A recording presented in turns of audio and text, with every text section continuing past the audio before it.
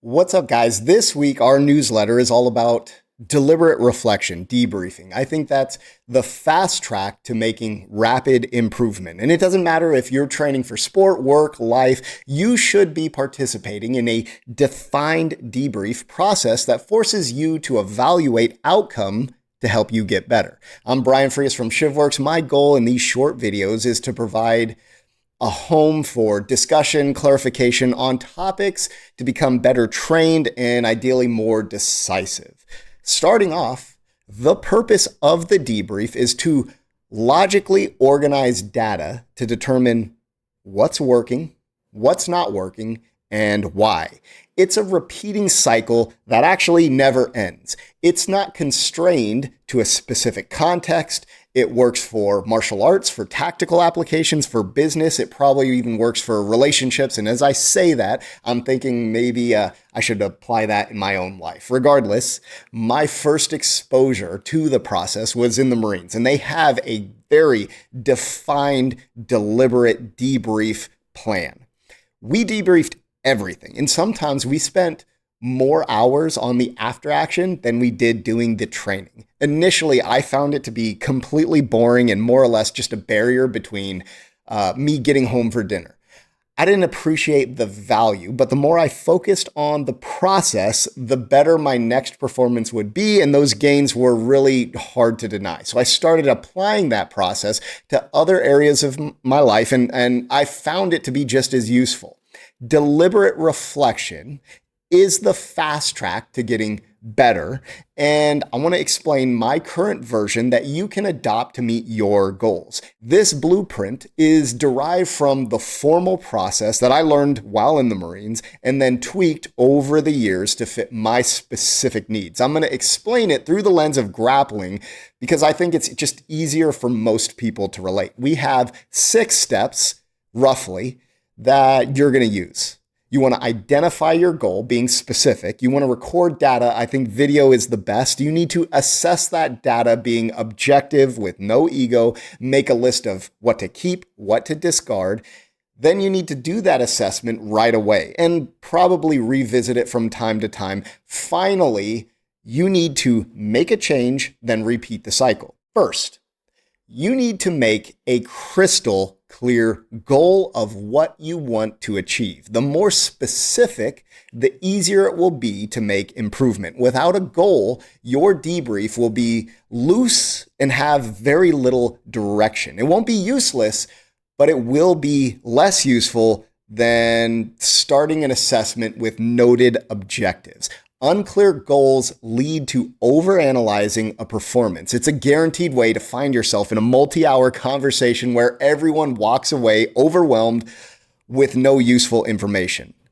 If we were to look at jiu-jitsu or grappling as an example, I usually have a larger goal for the month and a smaller individual goal that I try to meet within that time frame. I want to get better at, let's say, sweeping. That would be the strategic big picture goal. On the tactical level, the tiny more specific, every week I'm going to dedicate, or maybe even to every training session I'm going to dedicate to a specific type of sweep. So big picture, I want to get better at sweeping. Narrowing it in, I want to get better at a particular type of sweep. Next, you need to record the data, and that can be in video, which I think is best. It could be on a notepad, or maybe you just make mental notes. Since I'm now essentially just a social media loser who records everything, I have hours and hours and hours of video. At our Shivworks courses, I record entire evolutions. I send them to you for review, but as a benefit, I get to rewatch them looking for trends. I think video is the easiest, most efficient way to capture data. Next on the list, you can capture information on a notepad or possibly a form with dedicated prompts so you have questions that you want answered. I do this mostly when teaching. I try to capture the effect of the lesson on the participants every single time so I know if the words that I'm using are effective or more or less just falling on deaf ears. I don't think it's as good as video, but it definitely has its place. Lastly, depending on the amount of dedication you're willing to spend on a goal, you might not want to record every time or write stuff down. So you just want to make a mental record. I find this fails often, but if that is going to be your method of capture, here's some guidelines. If you're going so hard in training, you can't recall all the details of what happened, you're probably going too hard. And there is a time to get a workout, but understand you're probably not doing a good job of developing skill in the most efficient way. Now, how much data do you collect? Well, as much as possible to evaluate performance related to the stated goal. I understand it's not a good answer, but the more you do it, the easier it becomes. At first, you want to just capture everything.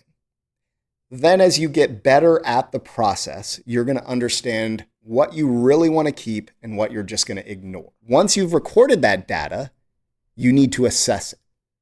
You're trying to identify what made things work and put them in a category of things to keep, and what made things fail, put them in a category to be discarded or altered. What worked, what failed, and be objective. It's hard, but you must completely divorce yourself from any opinion or ego. Whatever happened, happened. It's not a win, it's not a loss, it's just data that you're going to use to make yourself better. How do you do it? Let's say you're working on that sweep. You should be asking these sorts of questions. Where was your head relative to theirs? Where were your hips relative to their hips? What type of grips were being used? Did you have your palm down? Was your palm up? Was your thumb over the arm, or was it more like a C-clamp? Was the movement that you used smooth or broken? How much effort went into executing the technique versus how much effort was used defending against it? Break it down in chronological order, trying to answer those types of questions during your evaluation. And make sure you don't wait to do that evaluation. You want to do it as soon as possible while it's fresh. Don't delay until after dinner or the next day, because you know you're probably not going to make it happen if you do that.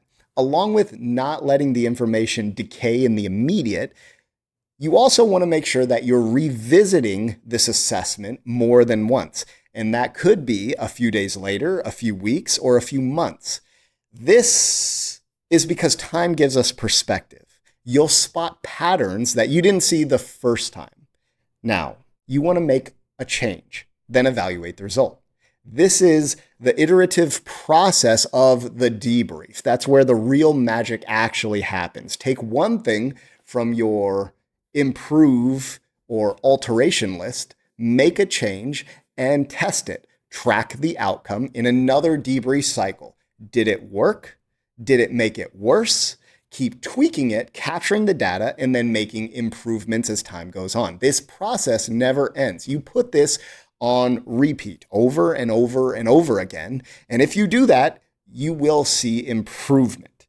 So just the quick summary, you have roughly 6 steps. Identify your goal, being as specific as possible. Record that data. I think video is going to be the best.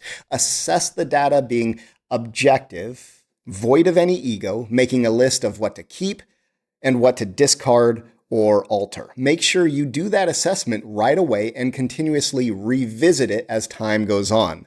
Make an identified change, see how that change impacts outcome, then repeat the cycle over and over and over again. That's how it works.